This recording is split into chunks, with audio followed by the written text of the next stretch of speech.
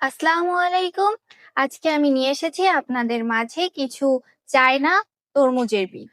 তো আপনাদের দেখাবো কিছু আশ্চর্য রকমের তরমুজের বীজ, যা সম্পূর্ণই চায়না থেকে আমরা ইনপুট করে এনেছি এবং বাংলাদেশের মাটিতে এটি চাষ করা খুবই সহজ এবং বাংলাদেশের মানুষের কাছে এটি খুবই চাহিদাজনক একটি ফল।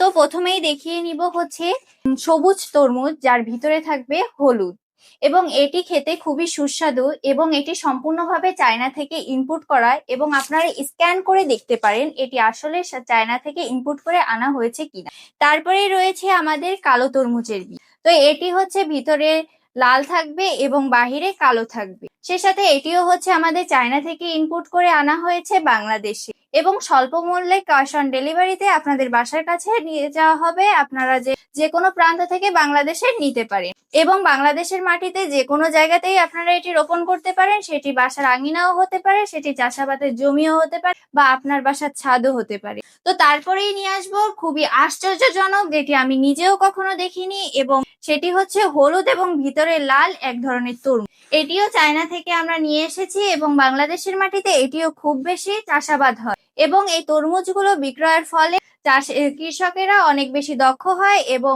দক্ষ সম্পন্ন ব্যবসায়ী হয়ে ওঠা যায়। তো এটি বাংলাদেশের মানুষের চাহিদা অনেক বেশি পূরণ করতে পারে, সে সাথে বাংলাদেশের ব্যবসায়ীদের অনেক বেশি লাভবান করে।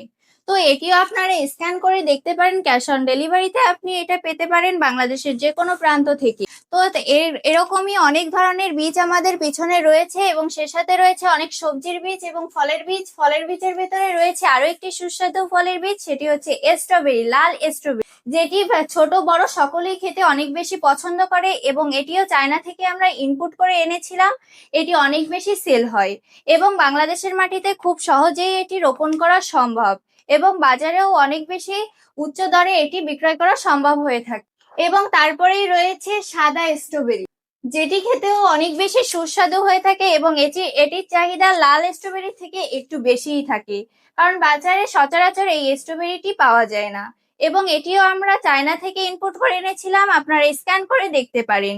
এবং সে সাথে রয়েছে আরো অনেক ধরনের ফলের বীজ, সবজির বীজ, যেমন তার ভিতরে অন্যতম হচ্ছে গাজর, যেটি রান্না করেও খাওয়া যায় এবং কাঁচাও খাওয়া যায়। এটি চাষাবাদের ফলে অনেক কৃষকেরাই দক্ষতা পেয়েছে এবং এগুলো চাষাবাদ করলে আপনারা তো এটি রান্না করেও খাওয়া যায় এবং কাঁচাও খাওয়া যায় এবং এটি বাংলাদেশের মাটিতে অনেক বেশি উৎপাদন হয় এবং কৃষকেরা অনেক বেশি দক্ষ হয় এবং ব্যবসায়ীরা অনেক বেশি লাভবান হয়। তো আমি যে কটি বেস্ট আপনাদের দেখিয়েছি, যদি অর্ডার করতে চান বাংলাদেশের যে কোনো প্রান্ত থেকে আমাদের ভিডিওতে দেওয়া হোয়াটসঅ্যাপ নাম্বারে আপনারা অর্ডার করতে পারেন বা বিস্তারিত জানতে মেসেজ করতে পারেন। তো ভালো থাকেন, নেক্সট ভিডিওর অপেক্ষা করেন। আসসালামু আলাইকুম।